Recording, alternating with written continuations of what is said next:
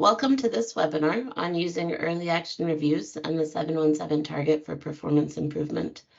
Over the next hour and a half, we'll introduce you to the steps in using EARs and the 717 target, as well as how to apply the target to single and multiple disease outbreaks, both in real time and retrospectively. Today's webinar is part 2 of a 3-part series intended to introduce you to key concepts related to early action reviews and the target. If you missed part 1, which was on the what of early action reviews and the 717 target, from what they are to the core principles that lead to effective implementation, you'll be able to watch the recordings and view the PowerPoint slides. In the session today, in part 2, we're going to go into how to use EARs and the 717 target for performance improvement.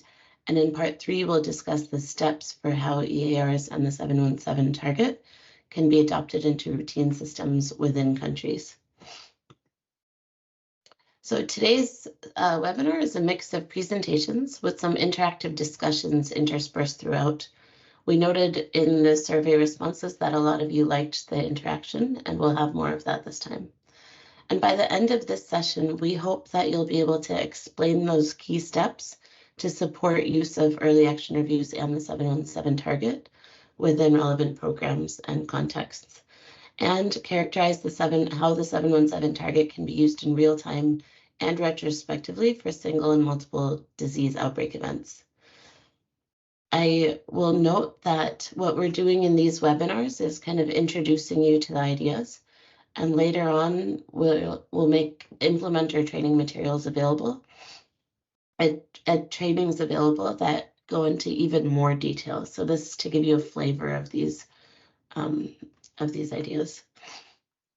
So to get started, we first wanted to answer a few questions that came up in the post-session survey. We had asked for anyone to put questions they had in that survey, and thank you to all of you who filled out the survey. We went through all of your answers carefully and have tried to take your feedback and questions into account for the next 2 sessions.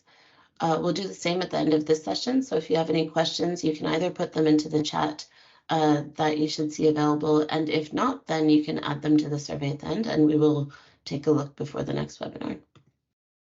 So one of the first questions that we saw multiple times was, can you give examples of early response activities? Yes. Examples of these activities are included in the implementation guide and digital toolkit on the 717 Alliance website, but to give you a flavor of what they look like. So I've picked out the action around case management and infection prevention and control, and I've listed a few of the activities that could be included in that. The list we give you is not exhaustive, but it should give you a sense, even in the document we link to, it should give you a sense of the types of activities. So initiation of a facility IPC, assessment of appropriate case management procedures, initiation of IPC or case management training, and so on. Note that the date for this early response action would be when at least one activity related to this action was conducted. Another question that came up was, does the date of detection still hold if a clinician identifies a suspected case of one disease, but another disease is confirmed? Yes, the date of detection still holds. For 717 and EARs, it doesn't matter if the true etiology ends up being different from that initially suspected. This includes any type of disease cluster that meets guidelines for reporting, including of unknown etiology.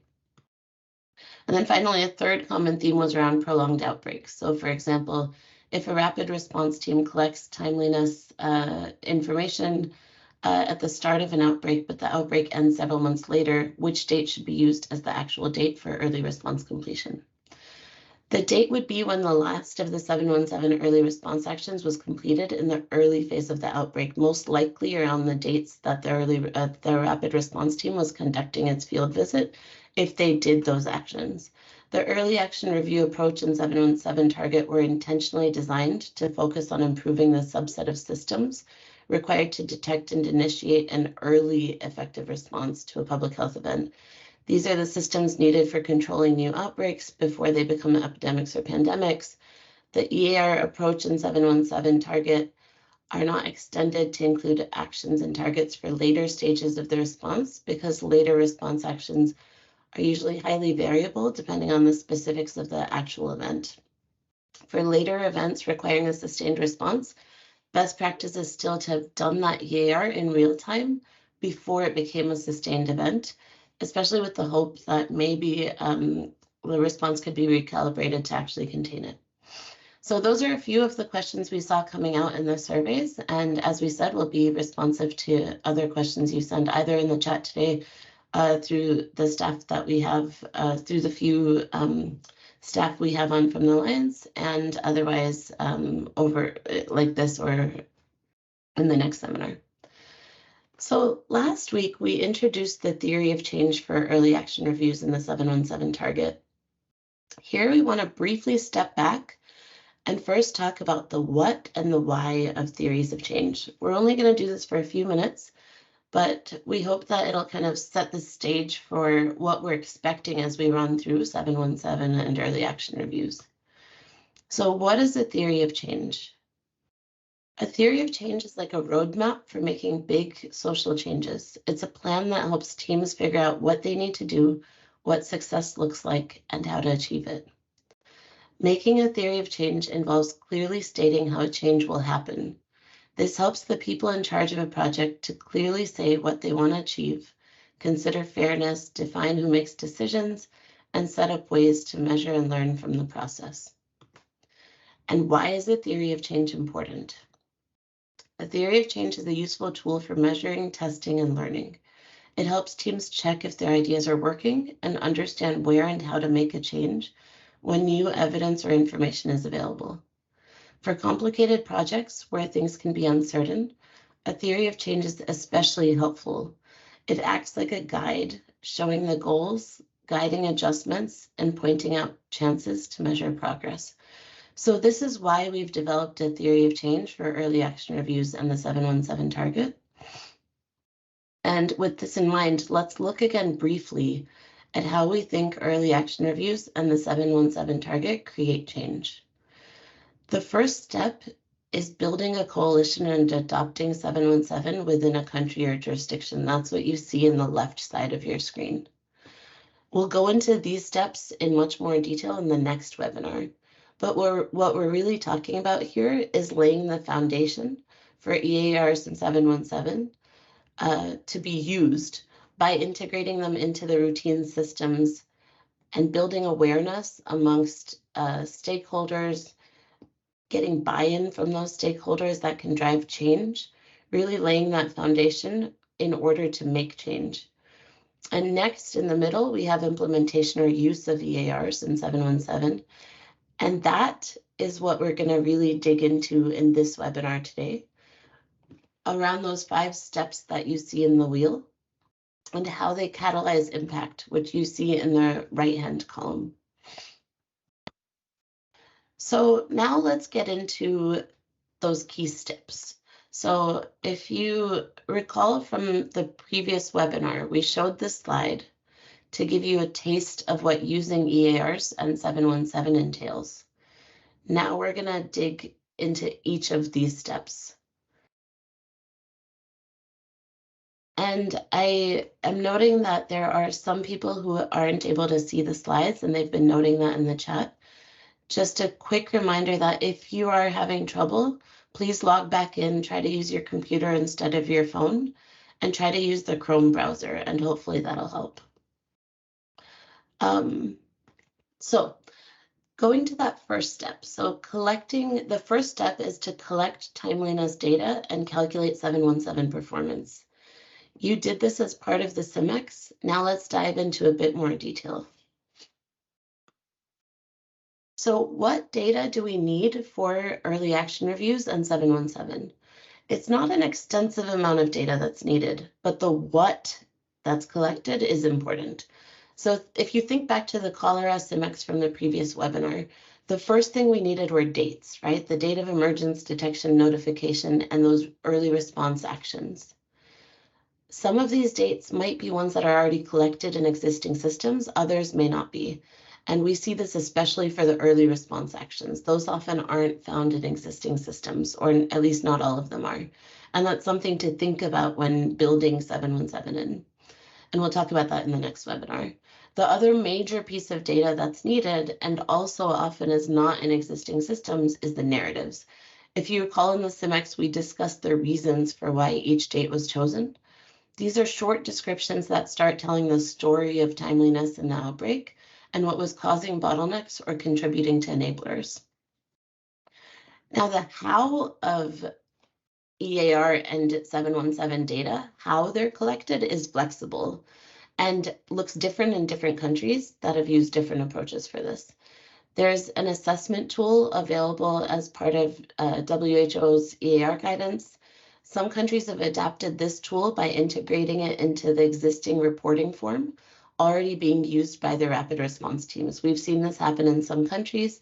You can see an example of this in the middle of your screen. Those are screenshots. You can't see it, but you get a sense of this is a routine report used by the rapid response team, and they've adapted it to include some of those 717 variables that were missing that they need in order to do early action reviews in 717. And we also have a few emerging examples of digital data collection as seen on the right, and we expect that we'll be seeing more on this front, including through uses of DHIS2 and other platforms. We'll get more into how to make these decisions on collecting EAR and 717 data in the next webinar, on how to get them into the routine systems of what already exists in the country. And that's a large part of why it looks different in different countries, while still sticking to those core core data that are needed. Now, while we're thinking about these milestone dates, let's review the definitions for them again. For an endemic disease, the date of emergence is based on when a predetermined increase in case incidence over the baseline rates occur.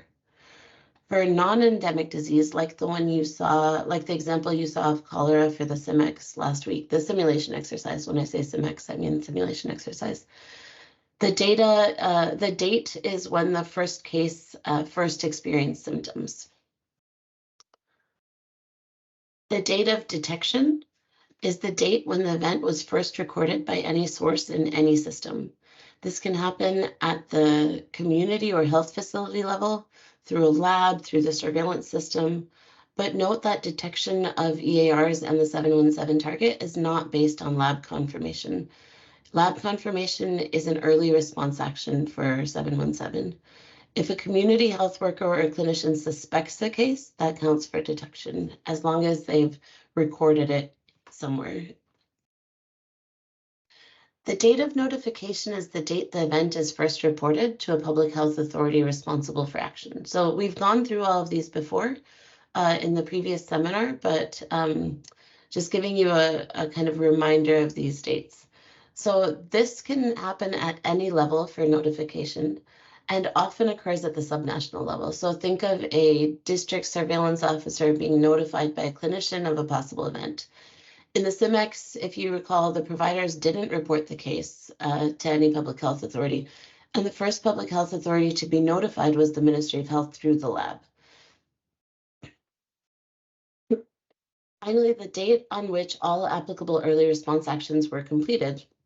So remember, to determine this date, you need to assess the dates of all of the early response actions that were applicable up to these 7 and use the last of those dates. These early response actions constitute the core response activities typically needed to contain an outbreak in its early phase. So I want to pause for a moment to highlight the importance of those narratives. We talked a lot about the milestone dates, and when you think about 717, you're thinking of, oh, those numbers. But what really drives the performance improvement cycle forward is narratives, is these bottlenecks, is these actions that we'll go into in more detail.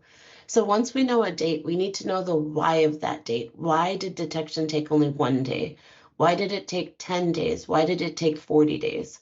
We'll get more into this when we talk about the bottlenecks and enablers, but the emphasis here is a reminder of making sure that narratives are collected as a core piece of early action reviews and 717 data collection.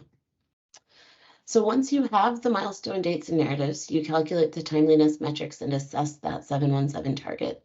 Here's an example from what you did for the cholera CIMEX in the first webinar. So note that we have 3 metrics, right? We have the days to detect, the days to notify, and the days to complete their early response actions. And together, these constitute one unified 717 target. So now that we've gone through the first step of using EARs and the 717 target, we've now gone through that first step. It's collecting those dates and narratives, calculating the metrics, and assessing that target. Now, as I mentioned, we love to add interaction to our webinars, and from what we saw in the survey results, you love to have interaction in your webinars. And so we know we have a wonderful mix of people on this call with a wide range of backgrounds and varied levels of experience with early action reviews in 717, ranging from those of you who are totally new to the concept and you may be hearing it for the first time in these past 2 webinars, to others who have been using it for their work. So we'll have a few short breakout group discussions throughout this webinar so that you can meet some of your peers, you can hear from each other, and you can learn from each other.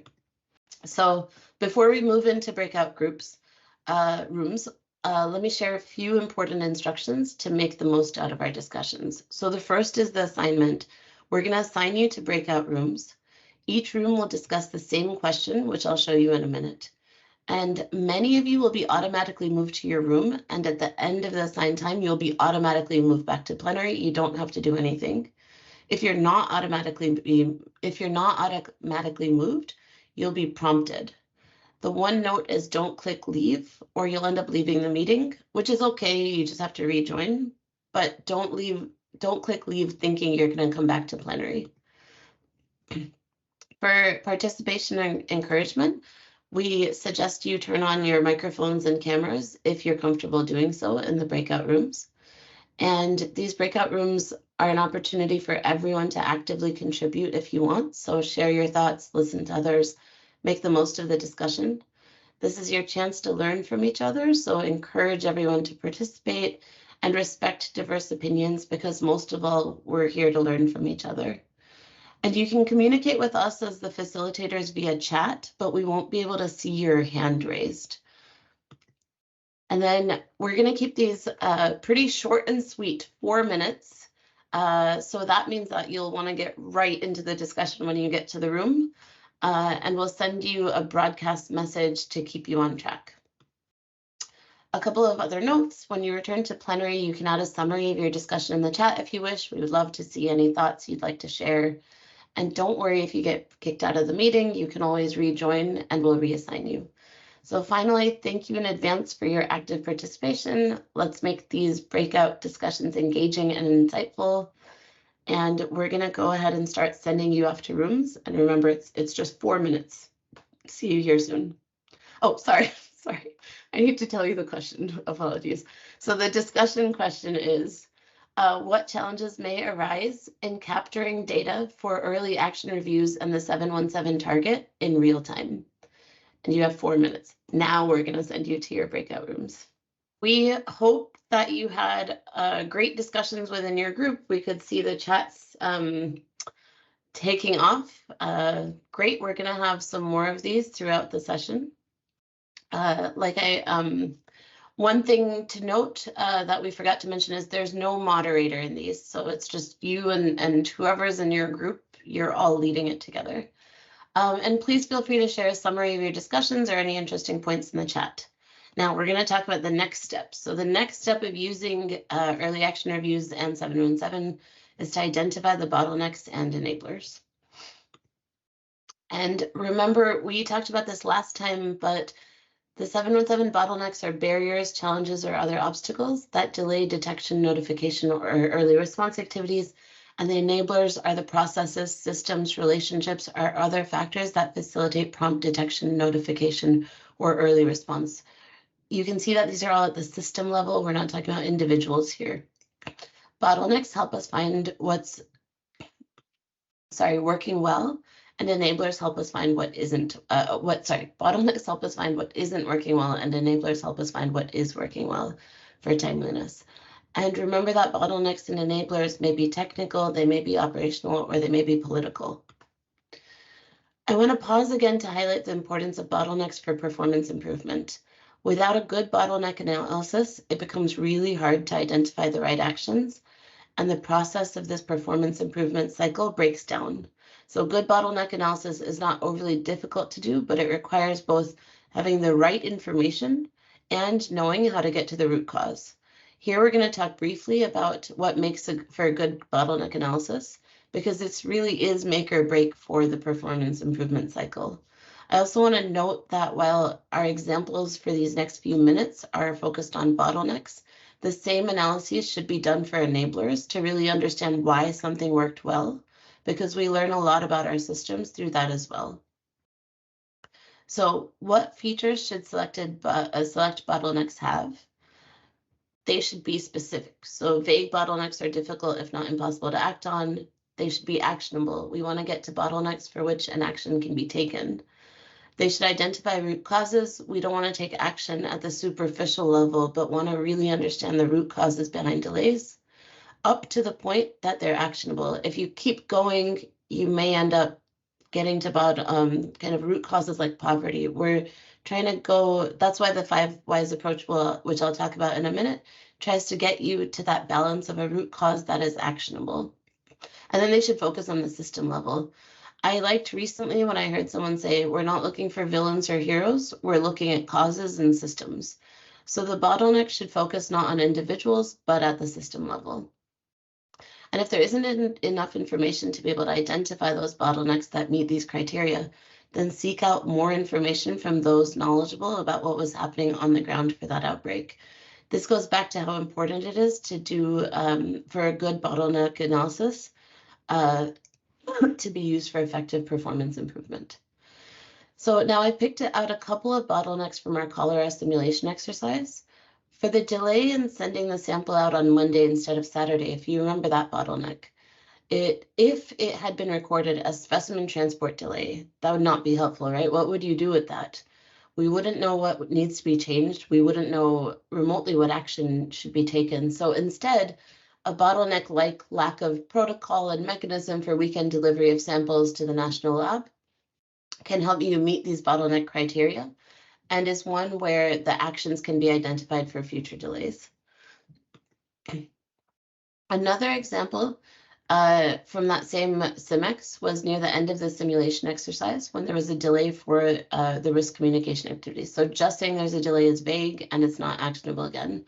But by specifying that it was due to a lack of key pre-translated materials in local languages, this again turns it into a bottleneck that others can use to identify and develop relevant actions for performance improvement.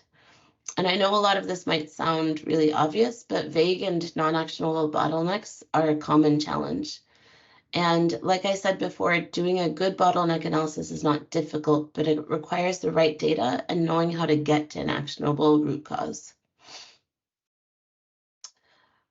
There are a few different ways to get to the root cause, and we're going to show you the 5 whys approach. If you use a different approach, that's fine, but we're going to show you one that we like. So let's take an example outside of the world of public health. Why was I late to work? Let's start with that. And now we're going to go through and we're going to ask why 5 times, up to 5 times. So I missed the bus. Why? I left the house late. Why? My alarm didn't go off. Why? I forgot to set my phone alarm last night. Why? My phone was out of charge. So by the time we get to that last bottleneck, that last reason, that last cause, we can see that that's something that we can take an action on, keeping the charger by the bedside or whatever it is that can help in this case. And this is one approach for helping to get to actionable bottlenecks that are focused on that root cause that you can fix, which helps you fix something not just for that instance, but more at the system level. Note that you may not need all 5 whys. You want to kind of stop once you get to a bottleneck that meets that criteria of specific, actionable root cause system level.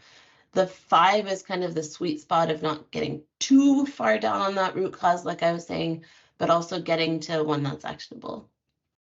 So here's an example that's actually related to the work we do. It's related to outbreak detection and response. So let's take a specimen transport delay. So there was a lack of cold packs for why was there a specimen transport delay? There was a lack of cold packs for shipping the specimen. Why? The cold packs were not restocked. Why? No order was placed for resupply. Why? No monitoring mechanism for this. There was no monitoring mechanism for this type of supply. Why? There's no SOP to direct this work.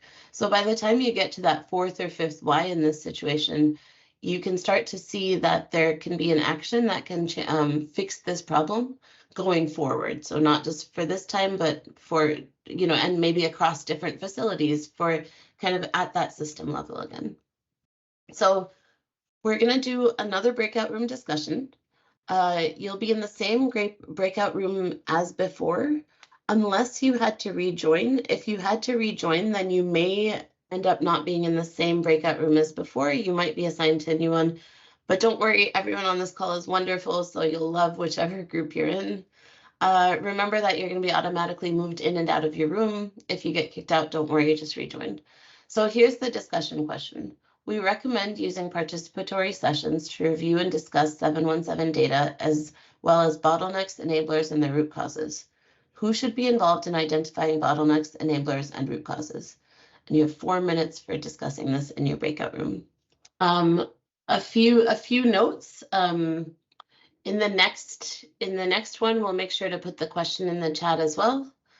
If it doesn't show up as an announcement in your room. So welcome back. Please feel free to drop any of your insights from that discussion into the chat. We know it's a really short time. We just want to kind of get you thinking about some of these questions. So now that we looked at how to identify bottlenecks and enablers, let's go to the next step of determining those immediate and longer term actions. So, sorry, I appear to have one of the viruses. We're all trying to less severe version of whatever we're all trying to fight off. So for immediate actions, those are ones that you can do immediately with the funds you already have, the staff you have, the programs you have. One thing we found during the early implementation of EARs in 717 is that there are many bottlenecks that can be fixed for free. So they're often around communication or coordination, things where you don't actually need funds. And other immediate actions may require resources, but again, are ones where the resources are immediately or readily available. Longer term actions are ones that require more time to plan, more staffing, more resources. They might involve different levels of government. They might require external partners, funding. And so those are often actions that need to be included in longer term plans like national action plans, financing, funding requests to donors, etc. And one key thing to remember is that the selected actions need to directly address the bottlenecks. We do see sometimes that there may be bottlenecks in a totally different set of actions, and making sure that those are linked together, as is done in the assessment tool, is important. So here's another one of those dramatic pauses. This is just to highlight how important selecting the right actions is for performance improvement. If you've collected great information and use it to perform a great bottleneck analysis, you'll kind of still come to a halt with your performance improvement if the actions don't address the actual delays or are too vague or are not feasible or are assigned to the wrong people. So how do we identify these actions thoughtfully? We want to make sure that they're specific, measurable, achievable, relevant, and time-bound. This helps to make sure that they're useful actions, but also that you can track them and that there's a responsible authority for those actions. So using this SMART criteria. And in the assessment tool, you can see on the left, so the kind of middle image on your screen, that you have the action, the bottleneck, the responsible authority, and that's for immediate actions. You have a target start date and a target end date for those immediate actions. And then for the longer term actions on the right, there's a column for identifying where opportunities for planning and funding may be, because you likely don't have a start or end date because it's one of these longer term actions that's meant to go into national planning, or go into these processes that can get it funded or can get the staffing for it. But having a sense of where you would try to get those opportunities is important. So let's take an example. So if the action is train emergency operations center staff, that's very vague. What can we do with that? How would you hold anyone accountable to that? And how would you plan for it? A more well-defined action would be to design and deliver a 3-day training on emergency management protocols for 5 emergency operations staff, center staff. That's specific, and it also uses the language of planning. So one benefit is that when an action is well written, you can cost it without the frontline or technical person having to be in the room. Having very clear actions means even if the individual isn't there, the planning and the budgeting can still continue. So it makes it easier the more specific the action is, and the kind of more detailed meeting these criteria, the easier it is to keep elevating it within that kind of chain of getting implemented. So those with in-depth knowledge of what happened in the outbreak are often the ones to propose some initial actions. So it might be that the rapid response teams, for example, in that template I was telling you about, in that one, the rapid response teams give some idea of actions that they think could be useful. What do we do after that? So this part's really important. The actions need to be agreed upon by the right set of stakeholders. The first step is to bring the relevant stakeholders together. And we'll go into much more detail about this in the next webinar, about how to pick an existing meeting that's the right fit for this, what range of stakeholders you would want for something like this. But that first step is getting them together. And at this meeting, the early action review and 717 results should be presented. The event review slide template is a tool that consolidates the timeliness metrics, bottlenecks, enablers, and proposed actions, right? Note proposed actions into one presentation to facilitate discussion. Links to this tool will be added in the chat during the course of this webinar. So then during this meeting, the stakeholders should look at the proposed actions and agree upon a final set. And they should select a responsible authority for the action. So who has the authority to assign tasks? Who can hold people accountable? It's good to get specific here. And whoever that is needs to have the necessary resources to be able to implement any immediate actions. And finally, dates for immediate actions and possible future opportunities should be included for long-term actions. So now that you have a sense of how to select immediate and longer-term actions for EARs in 717, we'd like to give you an opportunity for another breakout room to discuss the following question. What strategies can you use to ensure that proposed actions receive the necessary support for resource allocation and implementation? You're going to have 4 minutes for this question. And now we're going to go to the next step. I should say we know these breakout rooms are very short. It's just to try to fit them into this 1.5 hour webinar. But we hope that you're still finding them useful, and we have a survey at the end, and so please feel free to leave us your comments on any feedback you have. So let's go to the next step on routinely consolidating data and monitoring progress of actions. There are kind of 4 steps to this section, and I'll go into each of these. So consolidate the early action review and 717 data into a single database. Up until now, we've been talking about what you do for each outbreak. Now we're getting to what do you do as you collect more and more of these, as you apply this to more and more outbreaks. You want to put everything into one database. You want to check the data. You want to track the progress of actions, and you want to discuss that progress with stakeholders. So let's dig into each of these. So as more early action reviews are conducted, it's important to consolidate the data across outbreaks into one database. Ideally, you would do this in an existing event or project management system, something that already exists in the country or the jurisdiction. But making changes to these systems can take time and money, and so this doesn't need to be a barrier. And what we found in a lot of places is that even if the ultimate goal is to integrate this information, those kind of variables we talked about in that first step, into the existing management systems, starting on paper, starting with Excel. A lot of places have started with those kind of simpler tools because so as that for this to not be a barrier to how they can kind of collect that evidence base. So if we have a data consolidation spreadsheet available at the Alliance website, if this is something that is needed for your jurisdiction or for your country, it lets you put kind of all of that information into one place. And then one thing that's important, whatever tool you have, is that you capture those key elements we've been talking about throughout this session. So those milestone dates, those narratives, the bottlenecks, the actions, and then also those variables that can help you monitor the progress of actions. The next step is that you want to verify the data. You want to check the data for kind of the standard data verification checks that are done, right? So you want to check for missingness or incomplete information, any errors, and really noting here that one thing you're really looking for is how do the bottlenecks and those proposed actions look, right? And so this is a very good place to check that bottleneck.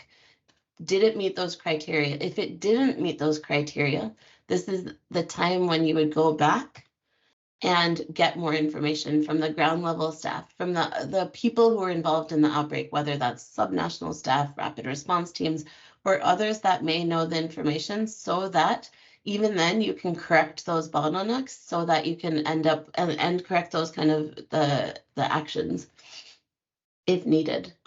The sooner verification is done, the easier it is to get that corrected information. And then the next step that's important is to use this consolidated information to regularly track progress of actions across outbreaks. So tracking progress can be as simple as keeping track of the action, the bottleneck it's meant to address, who that responsible authority was, those proposed start and end dates, basically what was in that kind of screenshot I showed you, but also then adding in the implementation status of the action itself. And so one of the ways we propose to do that is to think of that implementation status for each action as, as whether the action is completed, if it's in progress, if it's been deferred, if it's stuck, if it's waiting, by kind of going through some version of how you can track that action. It lets you see in one place which actions are still kind of lingering, which need some more help. And ideally, this progress reporting can be done in the same meetings where early action reviews and 717 data for new outbreaks is being discussed. So you'll see, if you notice, that I have the same picture here as I did in the earlier slide of convening the stakeholders. And this is an example from Uganda where it's all done in the same meeting. And that way it's that group of stakeholders is well informed.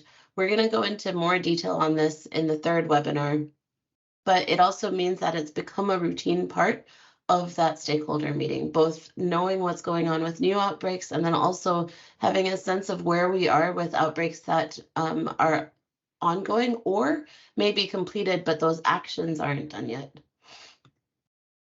So here's another let's pause for a moment slide.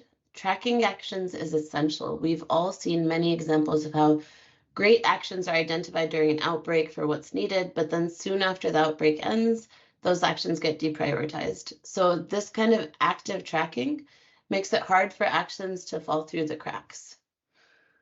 We're going to do the second to last breakout room discussion.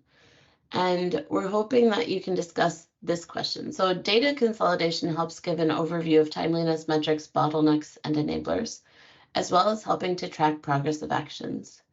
So the question is, why is it important to continue to monitor progress of actions across different outbreaks? So we'll send you back to your breakout groups, and you have 4 minutes. We know it's short. Get those conversations in, get those chats in, and we'll see you soon. All right, welcome back. I think most of you have joined, are back in our plenary. And like I said, please add any insights or summaries that you'd like to share with the whole group in the chat. So now we're going to talk about this final step about synthesizing and using the results for planning, financing, and advocacy. As you start to conduct more early action reviews and you build up more outbreaks in a consolidated database, the more you learn about how the systems related to detection, notification, and early response are functioning, and use that information to help further prioritize actions. So one of the key things we've learned over time is how useful knowing common bottlenecks across multiple outbreaks has been to help prioritize actions and investments. Here's an example of an analysis we did across 41 events in 5 countries that shows the top 8 bottleneck categories, which we'll go into in a minute, across these outbreaks. I know this may be difficult for you to see.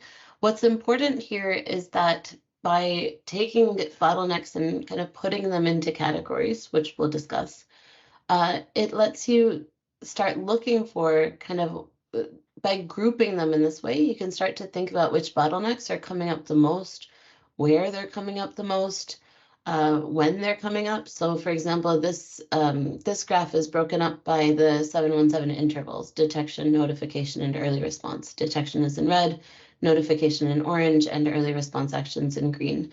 And you can see that, for example, the first category here is lab confirmation, and there are bottlenecks in all 3 of those. Low awareness of clinical suspicion. This lets you kind of start seeing which ones rise to the top. And in this analysis, we saw that a lot of the bottlenecks at the health facility level were around health workers' failure to recognize the disease. Failure to recognize the disease. So when you start to see findings like this across outbreaks, it can help prioritize actions and make them more efficient. So for example, perhaps if this were for one country, perhaps a refresher training would be useful at the health facility level to help address this common bottleneck. And instead of focusing on just one disease or one disease at a time, it could include several key diseases and their case definitions, acknowledging that this is a bottleneck that's coming up across several outbreaks. And it also helps you think which stakeholders are the right fit to support this action at the health level, health facility level. Is this happening in multiple areas of the country? So getting kind of more outbreaks in there, and it gives you kind of a landscape of where those challenges are emerging and which ones are the common ones. In this analysis for notification, we found that most of the notification bottlenecks were at the subnational level, and that a common theme was failure in chains of communication. This again has implications for where the action is most needed and who should be involved in the action. And as I noted earlier, sometimes these bottlenecks around communication can be fixed for free with some revised protocols and relationship building. And finally, we found that the early response action bottlenecks were often at the subnational or national level in this analysis, and that there were again common bottlenecks across many of these outbreaks. For a country or jurisdiction, this type of aggregate information can be very useful for prioritizing actions and investments, determining who the right stakeholders are to get involved. We've also found that this kind of information can be quite powerful for advocacy because it shows across, like I was saying, across different outbreaks, what are those themes that are emerging for prioritization. So how do we we just went in, right, in our second step, we just went into how you create these kind of specific bottlenecks, ones that aren't vague, but that get to the kind of system level, root cause, all that, but you want them to be specific enough that you can figure out an action. How do we go from that, the specific bottlenecks we created to identify useful actions for a particular outbreak, how do we roll them up into the groups that are useful for understanding common challenges? So for this, we did an analysis and came up with a taxonomy to help categorize the bottlenecks across 8 themes. So you can see here the themes, these capture the main areas that can enable or hamper detection, notification, early response. And within each of these themes is a set of bottleneck categories. So you can see the themes are clinical or healthcare worker, laboratory coordination, patient or community, data systems, planning and procedures, event characteristics, resources and procurement. And an example, so I've taken the laboratory theme here and shown you the categories of bottlenecks that we've kind of created for that. So delayed confirmation, delayed specimen collection, delayed specimen transport. So this gets to that like higher level category, lack of diagnostic commodities, laboratory reporting failure. We've so far found that the majority of bottlenecks we've looked at have fit into these categories. It may be that in your country, or while you're doing the analysis, you might find that there's some other categories that are useful for you to add. What we do provide is that on the 717 Alliance website, there is, if these bottlenecks are useful for you, they're included in the in a document that kind of lists them out for these 8 themes. Now, additional analyses beyond kind of these bottlenecks can also help further identify gaps and assess progress. I'm not going to go into detail on this right now, and we have more resources available, and we'll have more resources available on this in the coming weeks and months, but just to get you a flavor. So the proportion of events reviewed which met all components of the 717 target and met all 3 components together of the 717 target. And near the end of this presentation, I'll show you what that could look like. And then for each response action, so these are suggestions of analyses that people have found helpful, or could kind of give you some information to help find these gaps. So for each response action, so thinking about those response actions as some of those core pillars. So the proportion of events for each action that were completed within 7 days, this lets you try to drill down if you're finding challenges in kind of the IPC or in deployment of rapid assessment, rapid response teams, etc. And then digging into performance by different categories of interest, whatever of our interest to your country, your jurisdiction, by disease type, by location, by level of health system. I'll show you a couple examples near the end. And then for the proportion of actions, looking at what proportion of actions were completed, looking at how many got incorporated into national planning for the longer term actions, and then over time, looking at overall performance over time. So those are some suggestions to get you thinking about potential analyses. Once you synthesize the results, disseminating the findings to a broad set of stakeholders has some huge benefits. So EARs are most effective when a broad set of stakeholders are aware and engaged, especially since different stakeholders are helpful at different times based on the outbreak type, the bottlenecks and actions involved, and so on. But their level of engagement may differ, especially over the course of, for example, a whole year.